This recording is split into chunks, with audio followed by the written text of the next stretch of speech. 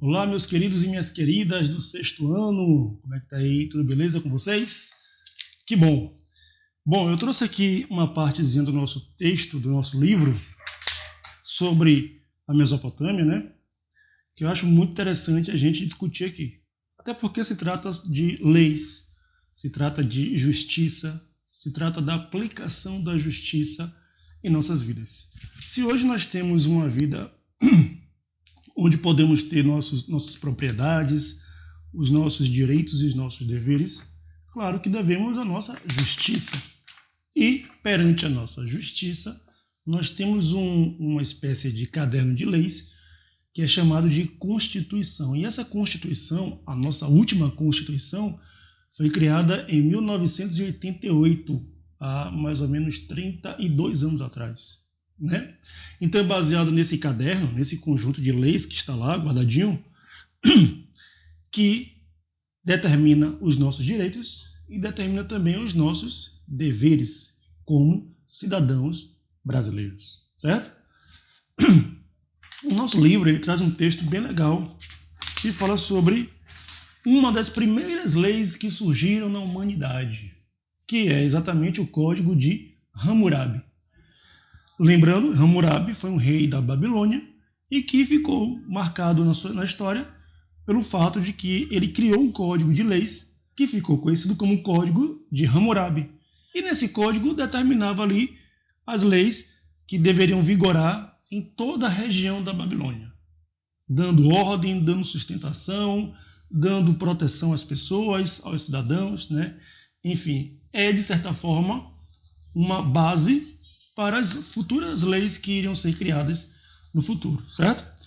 Aqui na página 55, vejam aqui comigo, página 55, vamos ler esse texto aqui, ó. E na página seguinte tem algumas questões que a gente vai corrigir aqui, ok? Vamos lá. Texto complementar. Diz o seguinte: as frases a seguir são partes do famoso Código de Hammurabi, que reúne sentenças ou leis conhecidas na Mesopotâmia. Vou repetir.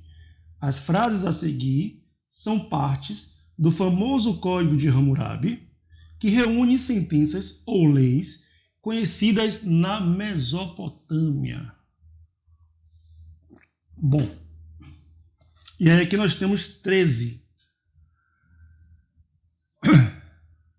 sentenças, né, ou leis que foram colocadas no Código de Hammurabi, ok? Vamos lá? Eu vou ler todas. Me acompanha aí com o seu livro. Na página 55. Primeira sentença.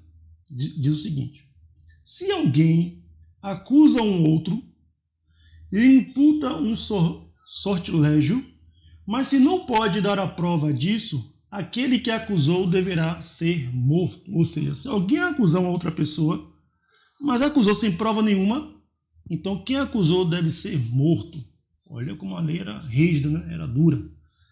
Vamos lá. Segundo, se alguém se alguém rouba o filho impúbere de outro, ele é morto. Ou seja, se alguém rouba o filho de uma outra pessoa, aquele que roubou deve ser morto. 3. Se alguém furta bens do Deus ou da corte, deverá ser morto. E mais quem recebeu dele a coisa furtada, também deverá ser morto. Misericórdia. Ou seja, se alguém roubar alguma coisa, algum bem de algum templo referente a algum deus, né? Lembramos que a Mesopotâmia era uma região politeísta, ou seja, as pessoas acreditavam na existência de vários deuses. Então, se alguém roubasse alguma coisinha referente a algum deus, de algum templo, ele deveria ser morto. E se ele vendesse para alguém, quem comprou também deveria morrer. É isso que está dizendo aqui no tópico 3. 4. Se alguém toma uma mulher e esta dá ao marido uma serva e tem filhos, mas o marido pensa em tomar uma concubina, não se lhe deverá conceder e ele não deverá tomar uma concubina. Ou seja, se a mulher cometeu um adultério e de repente teve filhos, o marido não teria direito de utilizar uma concubina para se satisfazer, certo? 5. Se um filho espanca seu pai, se lhe deverão decepar as mãos. Se um filho atentar-se contra o seu pai, bater no seu pai, ou até mesmo só xingar, falar alto com o pai, deveria perder uma das mãos. Imagine. 6. Se alguém arranca o olho a um outro, se lhe deverá arrancar o olho.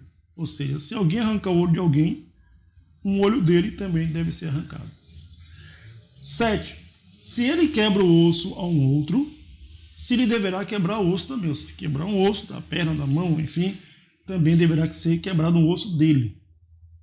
8. Se ele arranca um olho de um escravo alheio, ou quebra um osso ao escravo alheio, deverá pagar metade do seu preço. Ou seja, se ele agrediu um escravo, e o escravo ficou impossibilitado de trabalhar, porque teve um braço quebrado, a perna quebrada, alguma coisa, então ele deveria pagar a metade do que aquele escravo valia na época, certo?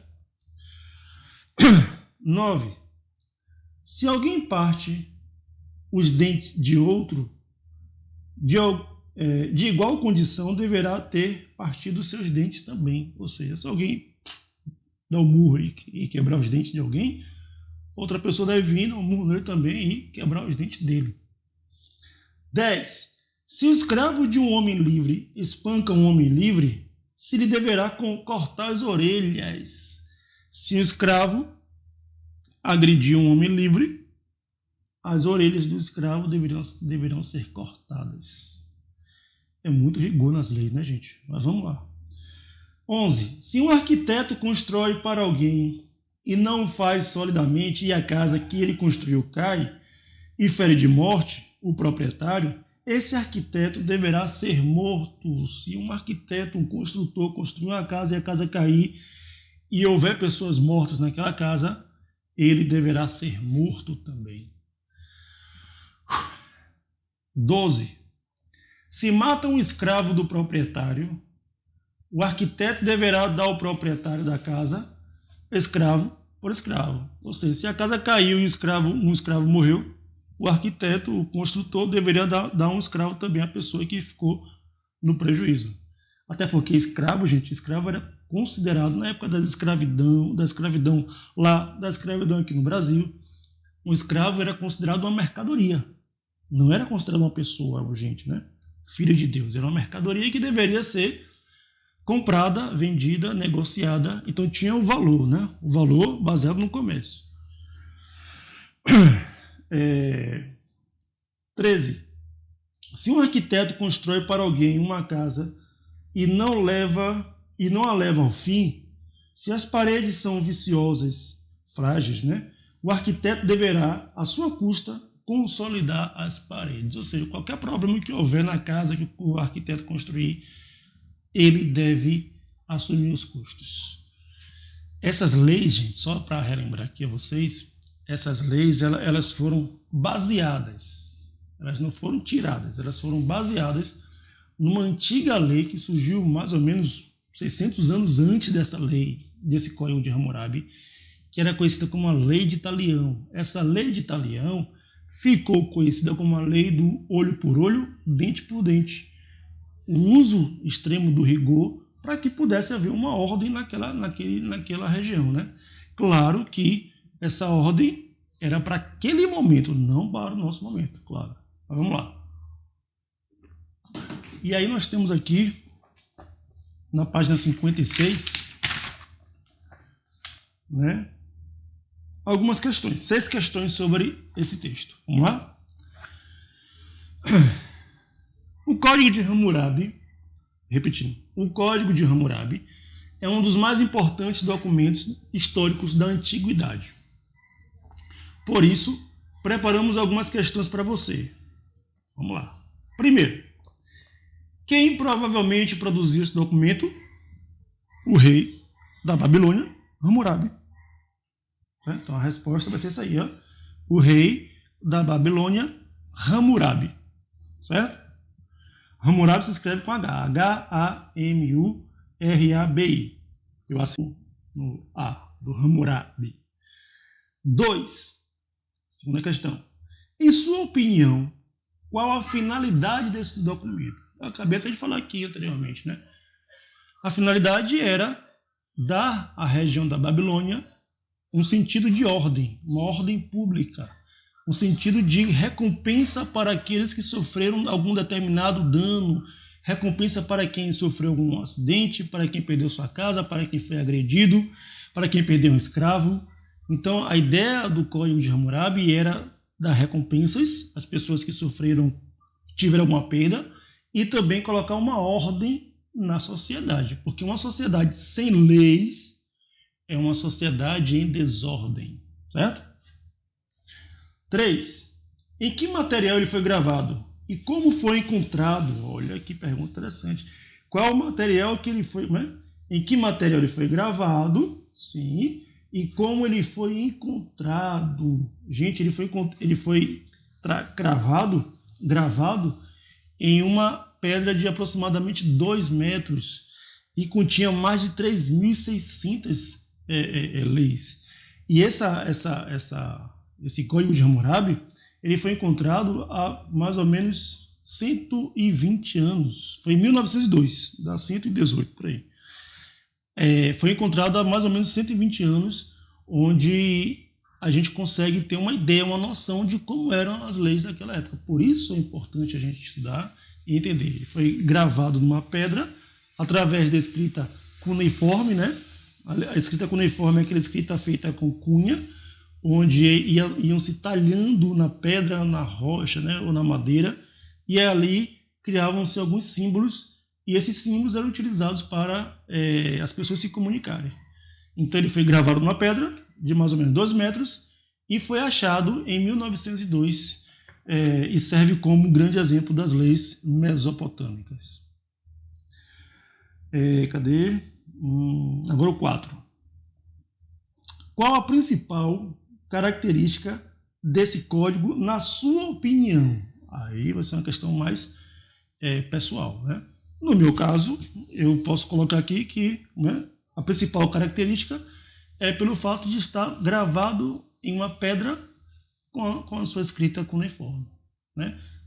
Levando ali várias formas, através até da escrita pictográfica, onde delineava, né, determinava ali o que o rei Hammurabi queria para a sua sociedade.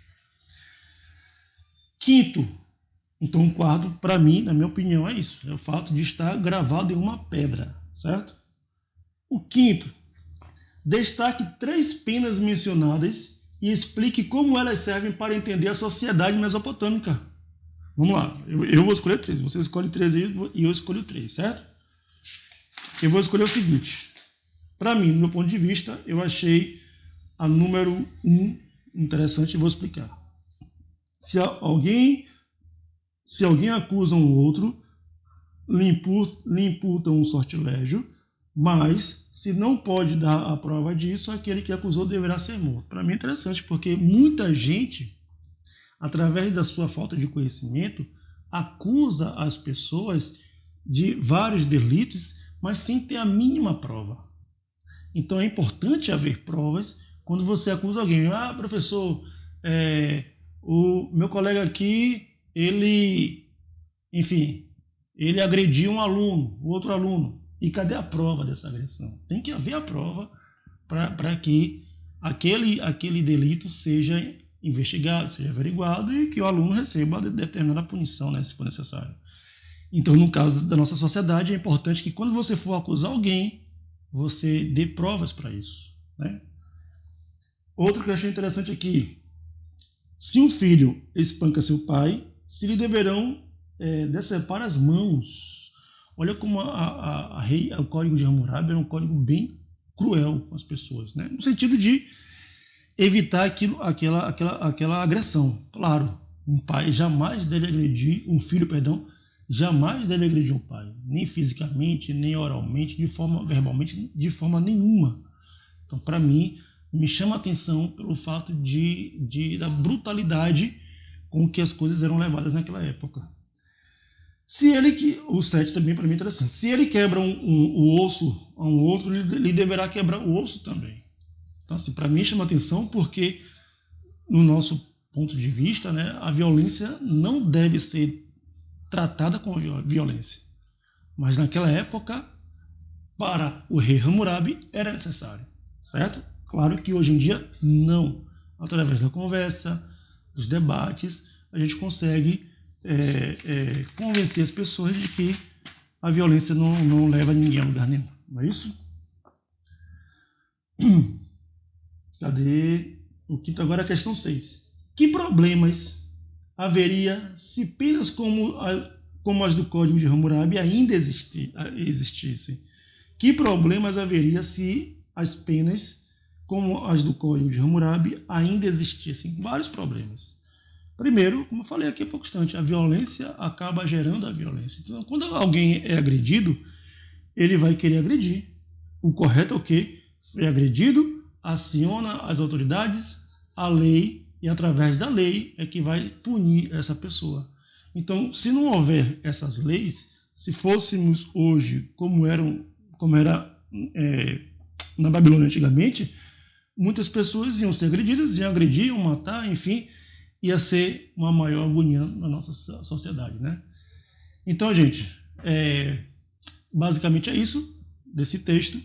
Na próxima aula eu vou corrigir todas as atividades desse capítulo, certo? Que vai da página, vamos lá, cadê? Deixa eu ver aqui rapidinho. Que vai da página, começa aqui, cadê? Na página 44, isso. E a atividade anterior a esse texto, a página 54. Pronto, da página 44 até a página 54. Na próxima aula nós iremos corrigir. Se você não fez a atividade, faça. Ok? Abraço a todos.